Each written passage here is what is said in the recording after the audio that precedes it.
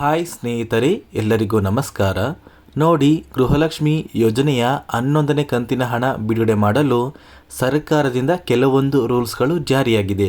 ಹೌದು ಸ್ನೇಹಿತರೆ, ಈಗಾಗಲೇ ಪ್ರತಿಯೊಂದು ಫಲಾನುಭವಿಗಳು ಗೃಹಲಕ್ಷ್ಮಿ ಯೋಜನೆಯ 10 ಕಂತಿನ ಹಣ ನಿಮ್ಮ ಬ್ಯಾಂಕ್ ಖಾತೆಗೆ ಬಂದಿದೆ. ಅಂದರೆ ಮುಂದಿನ ತಿಂಗಳಲ್ಲಿ ಬರುವ 11ನೇ ಕಂತಿನ ಹಣಕ್ಕೆ ಸರ್ಕಾರದಿಂದ ಕೆಲವೊಂದು ನಿಯಮಗಳನ್ನ ಸರ್ಕಾರ ಜಾರಿಗೆ ತಂದಿದೆ. ಹಾಗಾದರೆ ಬನ್ನಿ ಸ್ನೇಹಿತರೆ, ಸರ್ಕಾರ ಯಾವ ಒಂದು ನಿಯಮನ ಜಾರಿಗೆ ತಂದಿದೆ ಮತ್ತು ಇಂದು ಗೃಹಲಕ್ಷ್ಮಿ ಯೋಜನೆಯ ಹಣ ಯಾವ ಫಲಾನುಭವಿಗಳ ಬ್ಯಾಂಕ್ ಖಾತೆಗೆ ಬರ್ತಾ ಇದೆ ಮತ್ತು ಯಾವ ಜಿಲ್ಲೆಗಳಿಗೆ ಹಣ ಬಿಡುಗಡೆ ಆಗ್ತಾ ಇದೆ ಅಂತ ನಾನು ನಿಮಗೆ ಈ ಒಂದು ವಿಡಿಯೋದಲ್ಲಿ ಮಾಹಿತಿನ ಕೊಡ್ತಾ ಇದ್ದೀನಿ. ಅದಕ್ಕಿಂತ ಮುಂಚೆ ನೀವೇನಾದ್ರೂ ಇನ್ನೂ ಸಹ ನನ್ನ ಚಾನಲ್ನ ಸಬ್ಸ್ಕ್ರೈಬ್ ಆಗಿಲ್ಲ ಅಂದರೆ ದಯವಿಟ್ಟು ಪ್ರತಿಯೊಬ್ಬರೂ ಚಾನಲ್ನ ಸಬ್ಸ್ಕ್ರೈಬ್ ಮಾಡ್ಕೊಳ್ಳಿ. ತುಂಬ ಜನ ವಿಡಿಯೋನ ನೋಡ್ತಾ ಇದ್ದೀರಾ, ಆದರೆ ಇನ್ನೂ ಕೂಡ ಚಾನಲ್ನ ಸಬ್ಸ್ಕ್ರೈಬ್ ಆಗ್ತಾ ಇಲ್ಲ. ದಯವಿಟ್ಟು ಪ್ರತಿಯೊಬ್ಬರೂ ಚಾನಲ್ನ ಸಬ್ಸ್ಕ್ರೈಬ್ ಮಾಡಿಕೊಂಡು ಹಾಗೆ ವಿಡಿಯೋಗೆ ಒಂದು ಲೈಕ್ನ ಕೊಡಿ. ಹೌದು ಸ್ನೇಹಿತರೆ, ಸರ್ಕಾರದಿಂದ ಇಲ್ಲಿಯವರೆಗೂ ಪ್ರತಿಯೊಂದು ಫಲಾನುಭವಿಗಳಿಗೂ ಗೃಹಲಕ್ಷ್ಮಿ ಯೋಜನೆಯ 10 ಕಂತಿನ ಹಣ ಬಿಡುಗಡೆಯಾಗಿದೆ. ಆದರೆ ಇನ್ನೂ ಕೂಡ ಕೆಲವೊಂದು ಫಲಾನುಭವಿಗಳಿಗೆ ಗೃಹಲಕ್ಷ್ಮಿ ಯೋಜನೆಯ 2 ಅಥವಾ 3 ಕಂತಿನ ಹಣ ನಮ್ಮ ಬ್ಯಾಂಕ್ ಖಾತೆಗೆ ಬರಬೇಕು ಅಂತ ಸಾಕಷ್ಟು ಜನ ಒಂದು ಕಮೆಂಟಲ್ಲಿ ಹೇಳ್ತಾ ಇದ್ದೀರಾ. ಅದೇ ರೀತಿ ಇನ್ನು ಕೆಲವೊಂದು ಫಲಾನುಭವಿಗಳಿಗೆ 5 ರಿಂದ 6 ಕಂತಿನ ಹಣ ನಿಮ್ಮ ಬ್ಯಾಂಕ್ ಖಾತೆಗೆ ಬಂದಿಲ್ಲ ಅಂತ ತುಂಬ ಜನ ಹೇಳ್ತಾ ಇದ್ದೀರಾ. ನೋಡಿ, ಇಲ್ಲಿ ಸರ್ಕಾರದಿಂದ 11ನೇ ಕಂತಿನ ಹಣ ಕುರಿತು ಒಂದು ಹೊಸ ನಿಯಮ ಜಾರಿಗೆ ಬಂದಿದೆ. ಅಂದರೆ ನಿಮ್ಮ ಬ್ಯಾಂಕ್ ಖಾತೆಗೆ ಗೃಹಲಕ್ಷ್ಮಿ ಯೋಜನೆಯ 11ನೇ ಕಂತಿನ ಹಣ ಬರಬೇಕು ಅಂದರೆ ಮೊದಲು ನಿಮ್ಮ ಬ್ಯಾಂಕ್ ಖಾತೆಗೆ ಗೃಹಲಕ್ಷ್ಮಿ ಯೋಜನೆಯ 10 ಕಂತಿನ ಹಣ ಬರಬೇಕು. ಇಲ್ಲ ಅಂದರೆ ನಿಮ್ಮ ಬ್ಯಾಂಕ್ ಖಾತೆಗೆ ಯಾವುದೇ ರೀತಿಯ ಒಂದು ಹಣನ ಸರ್ಕಾರದಿಂದ ಬಿಡುಗಡೆ ಮಾಡ್ತಾ ಇಲ್ಲ. ನೋಡಿ, ಇಲ್ಲಿ ಸರ್ಕಾರದಿಂದ ಬಂದಿರುವಂತಹ ಒಂದು ಮಾಹಿತಿ ಏನು ಅಂದರೆ ಸಾಕಷ್ಟು ಫಲಾನುಭವಿಗಳಿಗೆ ಇನ್ನೂ ಕೂಡ ಗೃಹಲಕ್ಷ್ಮಿ ಯೋಜನೆಯ ಹಣ ಪೆಂಡಿಂಗ್ ಇದೆ. ಇಲ್ಲಿ ಯಾರಿಗೆಲ್ಲ ಹಣ ಪೆಂಡಿಂಗ್ ಇದೆ ಇಂತಹ ಫಲಾನುಭವಿಗಳಿಗೆ ಮೊದಲು ನಿಮ್ಮ ಬ್ಯಾಂಕ್ ಖಾತೆಗೆ ಪೆಂಡಿಂಗ್ ಹಣನ ನಾವು ಬಿಡುಗಡೆ ಮಾಡ್ತೀವಿ.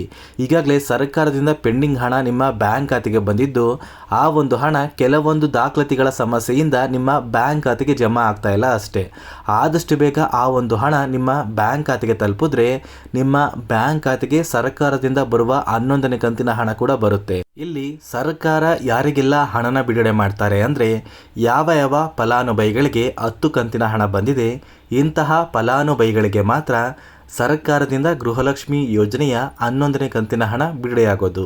ಅದೇ ರೀತಿ ನೋಡಿ ಸ್ನೇಹಿತರೆ, ಸಾಕಷ್ಟು ಫಲಾನುಭವಿಗಳು ಕೇಳ್ತಾ ಇದ್ದೀರಾ ಯಾವ ಒಂದು ದಿನ ಗೃಹಲಕ್ಷ್ಮಿ ಯೋಜನೆಯ 11ನೇ ಕಂತಿನ ಹಣ ಬರುತ್ತೆ ಅಂತ. ನೋಡಿ ಸ್ನೇಹಿತರೆ, ಗೃಹಲಕ್ಷ್ಮಿ ಯೋಜನೆಯ ಜೂನ್ ತಿಂಗಳ 11ನೇ ಕಂತಿನ ಹಣ ನಿಮ್ಮ ಬ್ಯಾಂಕ್ ಖಾತೆಗೆ ಬರೋದು ಜುಲೈ ತಿಂಗಳ ಮೊದಲ ವಾರ ಅಂತ ಸರ್ಕಾರದಿಂದ ಒಂದು ಮಾಹಿತಿ ಬಂದಿದೆ. ಅಂದರೆ ಜೂನ್ ತಿಂಗಳಲ್ಲಿ ನಿಮ್ಮ ಬ್ಯಾಂಕ್ ಖಾತೆಗೆ ಯಾವುದೇ ರೀತಿಯ ಗೃಹಲಕ್ಷ್ಮಿ ಯೋಜನೆಯ ಹಣ ಬರೋದಿಲ್ಲ.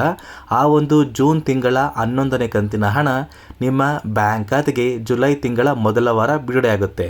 ಮತ್ತು ಸ್ನೇಹಿತರೆ, ಇಂದು ಕರ್ನಾಟಕದ 20 ಜಿಲ್ಲೆಗಳ ಫಲಾನುಭವಿಗಳ ಬ್ಯಾಂಕ್ ಖಾತೆಗೆ ಹಣ ಬರ್ತಾ ಇದೆ. ಆ ಒಂದು ಜಿಲ್ಲೆಗಳ ಹೆಸರು ಯಾವುದು ಅಂತ ತಿಳ್ಕೊಳ್ಳೋಣ. ಮೊದಲಿಗೆ ಸ್ನೇಹಿತರೆ, ಹಾವೇರಿ, ತುಮಕೂರು, ಬೀದರ್, ಗದಗ, ಶಿವಮೊಗ್ಗ, ಉತ್ತರ ಕನ್ನಡ, ಕೋಲಾರ, ರಾಯಚೂರು, ಯಾದಗಿರಿ, ಬಳ್ಳಾರಿ, ಕೊಪ್ಪಳ, ದಕ್ಷಿಣ ಕನ್ನಡ, ಕಲಬುರಗಿ, ಬಾಗಲಕೋಟೆ, ವಿಜಯನಗರ, ಮಂಡ್ಯ, ಉಡುಪಿ, ಚಿಕ್ಕಮಗಳೂರು, ಕೊಡಗು ಮತ್ತು ಮೈಸೂರು ಈ 20 ಜಿಲ್ಲೆಗಳ ಫಲಾನುಭವಿಗಳ ಬ್ಯಾಂಕ್ ಖಾತೆಗೆ ಸರ್ಕಾರದಿಂದ ಇಂದು ಗೃಹಲಕ್ಷ್ಮಿ ಯೋಜನೆಯ ಹಣ ಬರ್ತಾ ಇದೆ.